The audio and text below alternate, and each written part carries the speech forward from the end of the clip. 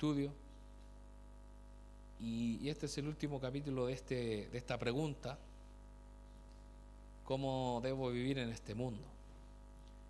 Pasamos varios temas y es importante que vivamos sabiamente. Y el capítulo de hoy se llama Ética y Conciencia. No sé si usted encontró con un poco gusto a poco el tema acerca del aborto, pero podríamos verlo a cabalidad en otro estudio. Porque de hecho tengo varios libros que hablan solamente de ese tema y es interesante toda la información que hay. A favor, obviamente, de la postura bíblica y cristiana. Y vamos a hablar de la ética y la conciencia. La conciencia.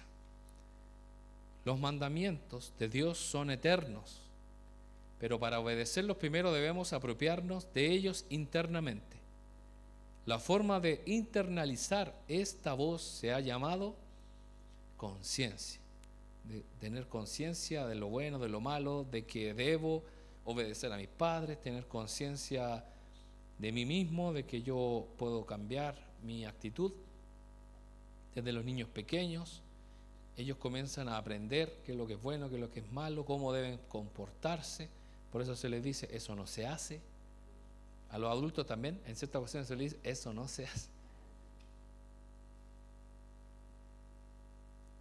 Tienes que quedarte quieto sentado mientras estás en clases, en silencio, que el profesor hable, no debes gritar. Y todo eso se va internalizando poco a poco en la mente, en la conciencia. A la conciencia muchos la han llamado la voz de Dios, que es como una voz que está dentro de uno, que tiene su voz propia. Cada uno tiene su propia voz, pero usted si quiere la puede modificar. Usted le puede poner cualquier voz. Usted tiene esa capacidad. Porque de repente usted ve y dice, oh, lo leí con la voz del personaje, con la voz de esta persona. Cuando leemos un WhatsApp, ¿lo leemos con la voz de la persona o no? Algunos tienen la capacidad, otros no. Tienen que descargar esos datos para... La conciencia es una parte misteriosa del ser interior del hombre. Dentro de la conciencia, en un secreto rincón escondido, reside la personalidad, tan oculta que a veces funciona sin que seamos conscientes, o sea, sin que nos demos cuenta de ello. Usted se ha encontrado, yo creo que muchas veces, y quizá en este momento, hablando con usted mismo, ¿qué hago? ¿Qué hago? Voy, giro a la derecha, hago esto otro. Y de repente una persona dice, ¿qué estás haciendo? Nada. Pero si estás hablando conmigo mismo, con mi conciencia, tomamos decisiones. Y de repente tomamos decisiones donde nos equivocamos y la persona nos dice, ¿por qué hiciste eso si no nadie te pidió que lo hiciera? Y ahí uno dice, yo pensé que era lo mejor, porque si iba a pasar esto, iba a pasar esto otro, iba a pasar esto. Y es porque nuestra conciencia está activa y también está nuestra personalidad. Porque nuestra personalidad tiene que ver con que si podemos hablar o no hablar. Cuando el profesor en un aula de 50 alumnos dice, ¿alguien tiene alguna duda? Quien tiene más personalidad va a levantar la mano y va a preguntar. Y la otra persona se va a quedar callada esperando que otro pregunte. O, como que era mi caso, me quedaba con la duda nomás. Era mejor, ¿o no? Después averiguo por ahí y le pregunto a otro compañero. Pero eso tiene que ver con la personalidad, de no pasar un vergüenza, ridículo. Porque muchas veces pasa que el que pregunta algo exactamente que acaban de decir. Y eso pasa acá en la iglesia. Hermanos, el próximo domingo hay reunión 10:30. Y después en el WhatsApp aparece alguien preguntando, ¿hay reunión hoy día? ¿A qué hora? Es un ejemplo. No es que usted lo haga. Si usted quiere, lo hace. Por lo tanto, tiene que ver con nuestra personalidad. Y depende también de la situación. Porque, por ejemplo, en la aula más grande de la universidad donde yo estudié, eran de cerca de 50 personas y eran de estas aulas como tipo estadounidense hacia arriba, como galería. Entonces el profesor estaba allá abajo y uno estaba ahí al fondo y eran dos puertas, en el segundo piso uno entraba y yo no me atrevía mucho a hablar porque uno levantaba la mano y uno sentía que todo el mundo nos estaba mirando. Y ese compañero hablaba. Pero me pasó luego que en cuarto, en quinto año, como se van achicando los cursos, tanto van muriendo mucho en el camino, no logran llegar.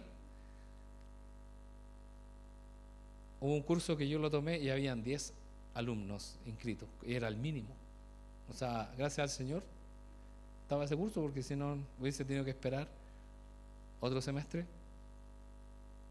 Y me van a creer que de esos 10 íbamos como 3 a clases. ¿Y usted cree que era bueno quedarse callado cuando el profesor preguntaba alguna duda? Yo me quedaba así, no, que pregunte el más.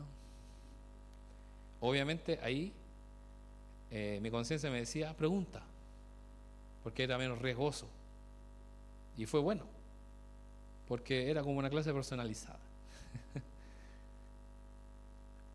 Entonces, dentro de la conciencia, en un lugar muy secreto, está nuestra personalidad. Bueno, algunos tienen otra personalidad donde dicen, habla nomás, levanta la mano, di cosas, o hace esto otro. Como un compañero que se levantó enojado porque le pusieron una mala nota y pegó un portazo. Y habían 3 profesores sentados y estaba la sala llena.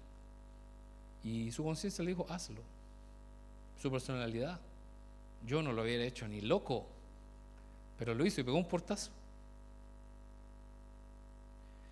Bueno, los profesores dijeron, bueno, él no va a ser abogado, y sí fue abogado, porque es un compañero mío y yo lo conozco. Y sí fue abogado, sí. Bueno, pero depende.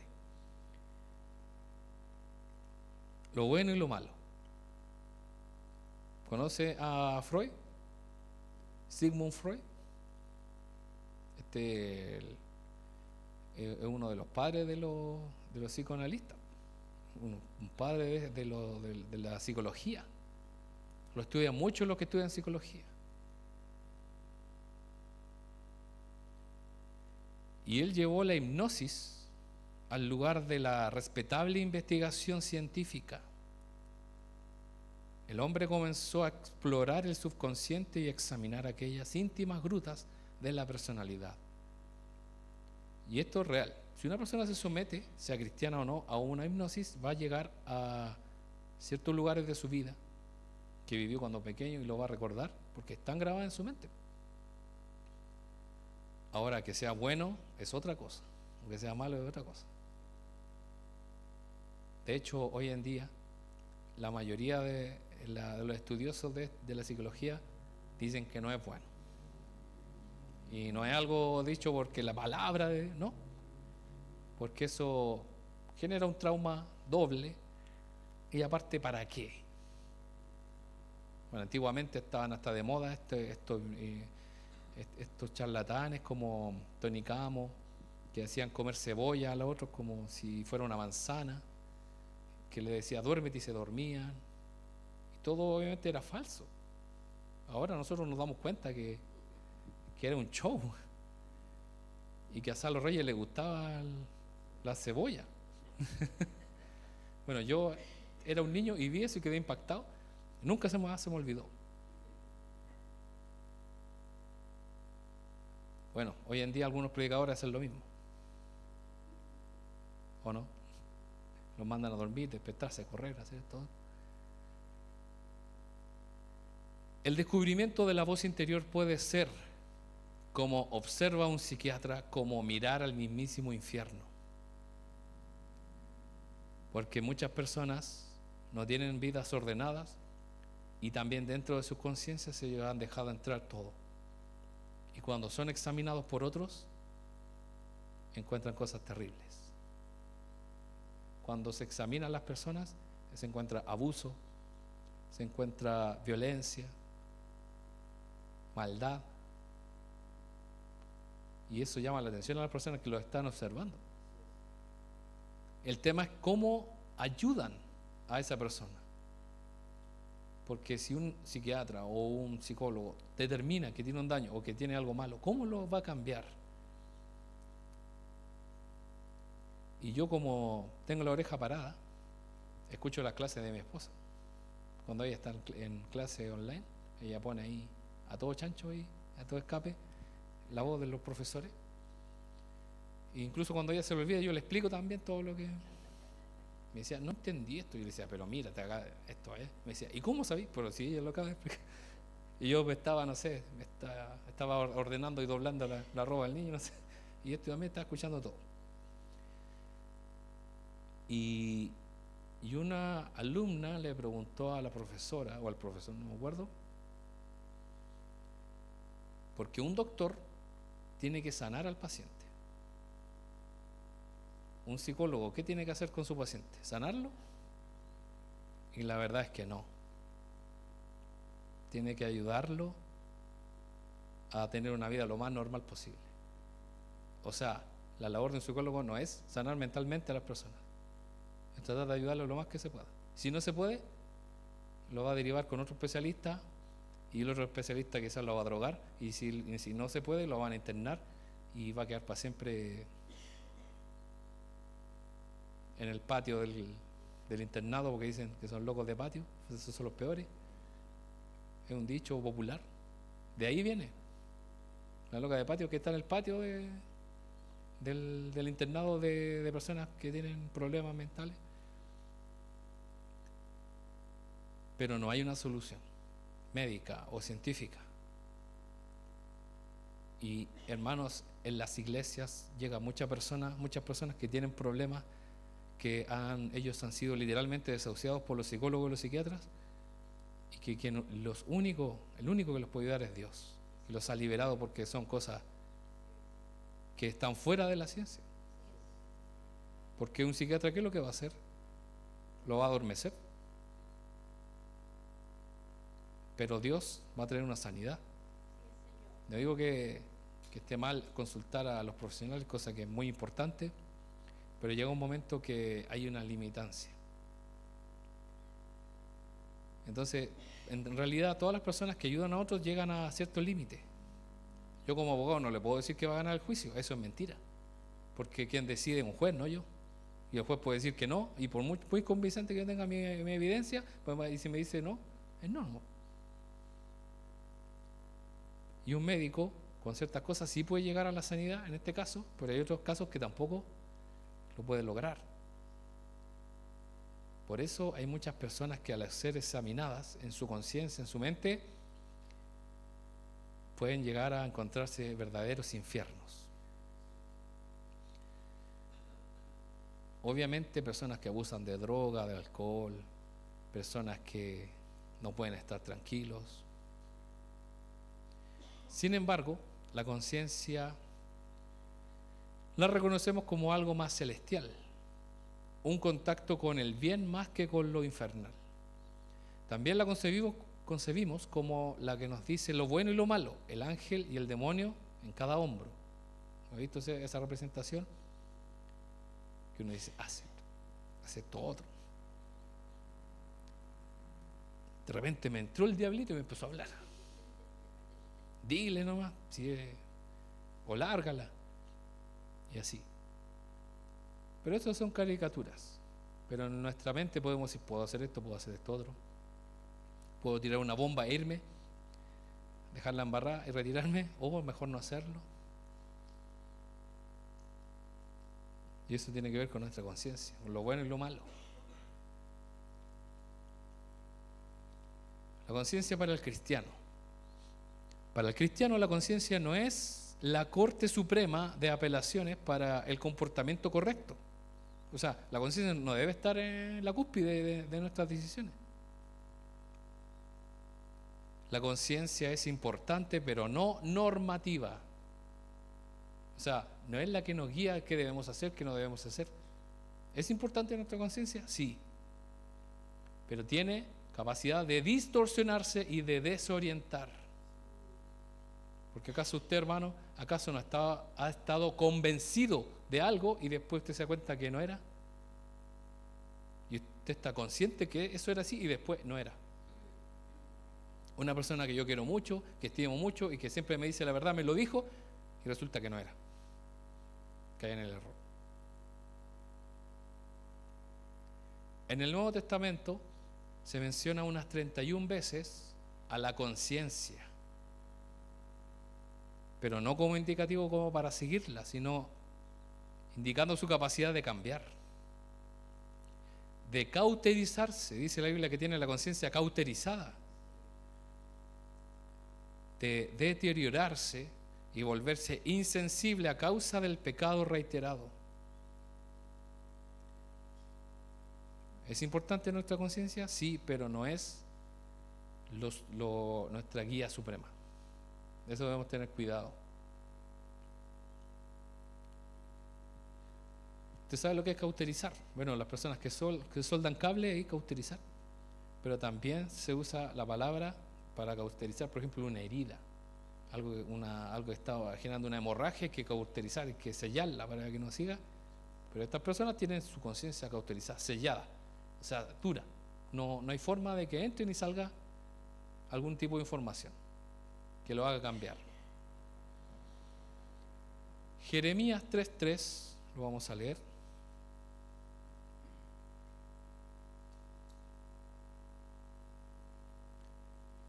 Jeremías 3.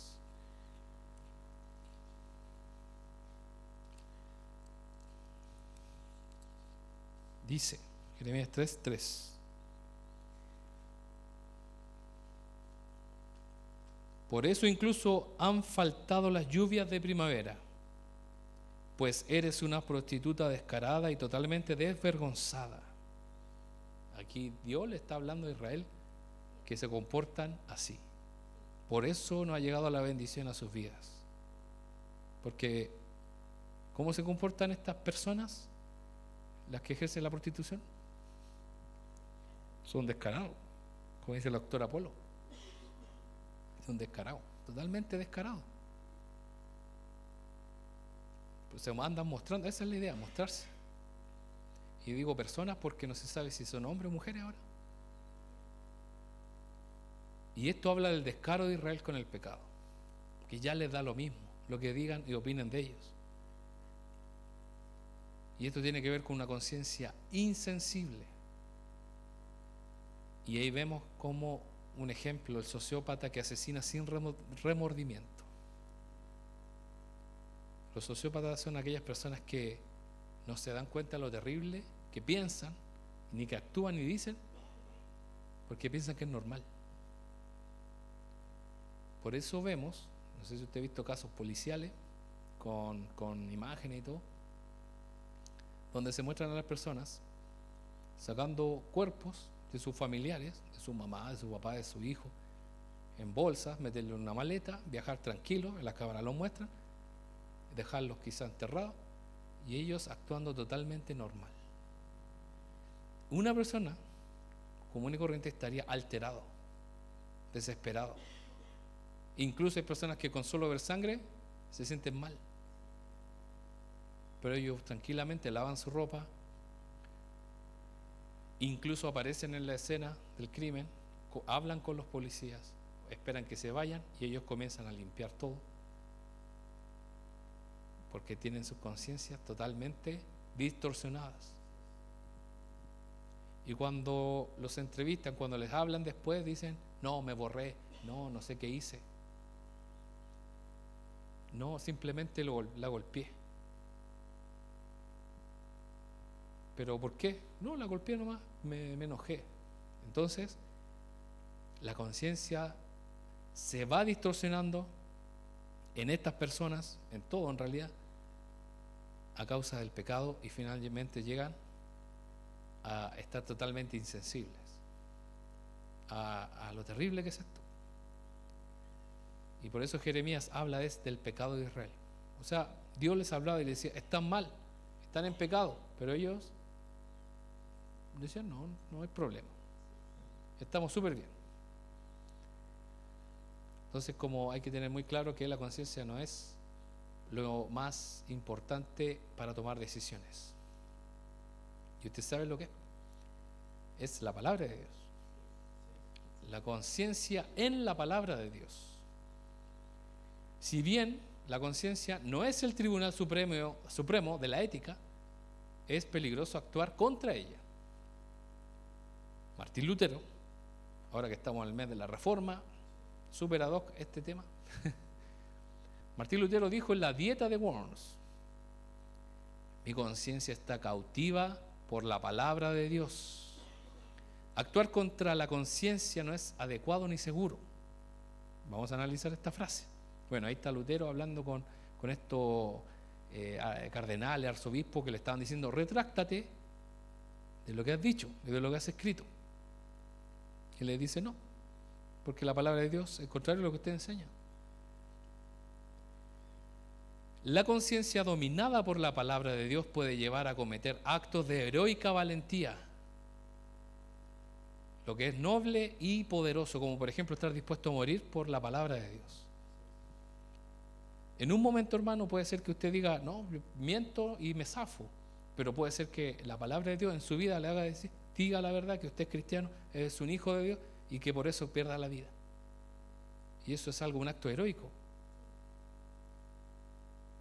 Pero ir contra ella, contra la conciencia, puede llevarnos al error, porque la conciencia puede estar mal informada o distorsionada, como por ejemplo justificando el pecado. Por eso debemos tener cuidado, porque aquí Martín Lutero dice: actuar contra la conciencia no es adecuado ni seguro. O sea, ahí hay que tener un poquito de cuidado. Obviamente él estaba seguro de la palabra de Dios, pero hay que estar seguro de lo que dice la palabra de Dios y estar conscientes de eso. Porque cuántas personas, hijos de Dios, han actuado contra la palabra de Dios creyendo que están en lo correcto y están en pecado. Y están en pecado, no, nada lo justifica. Le voy a dar un ejemplo. Un pastor se divorcia de su esposa, pero él dice: yo tengo el llamado de pastor, sí o sí. Entonces sigo pastoreando y conozco una hermana que me gusta. ¿Qué se debe hacer? ¿Qué dice la palabra de Dios?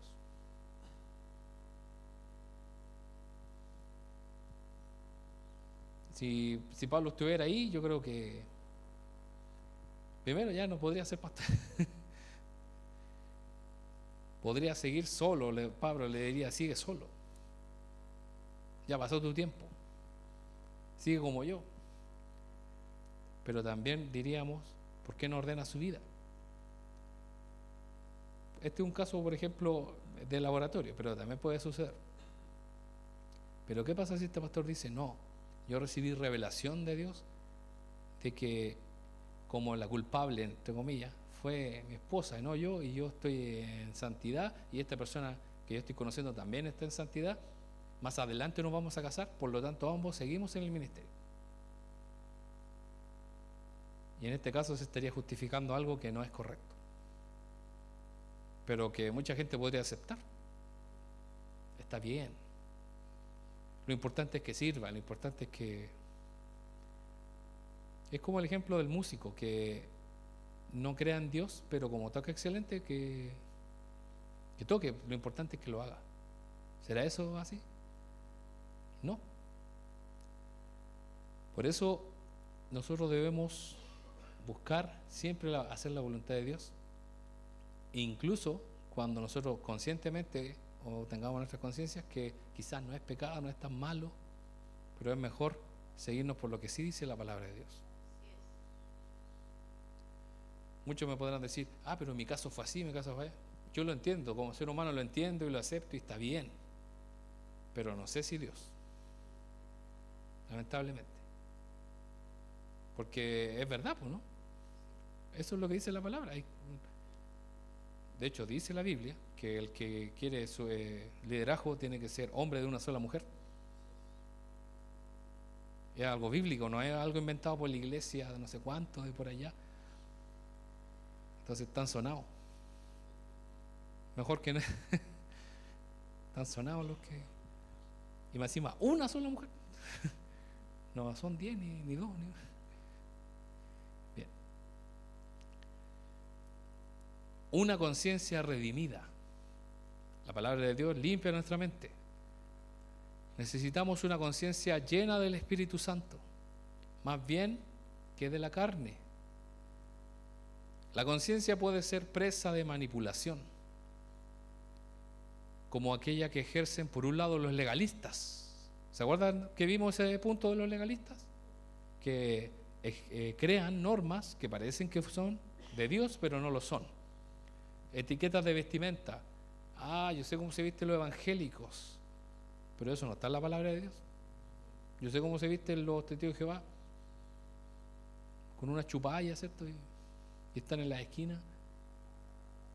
Los mormones andan ahí, un gringo y un nativo. Y así. O ciertas cosas. Por el otro lado, también tenemos a los antinomianistas, no sé si se acuerdan, son los anti-ley, que pueden hacer lo que ellos quieran en las iglesias. Y todo eso puede distorsionar nuestra conciencia y nos puede llevar al error.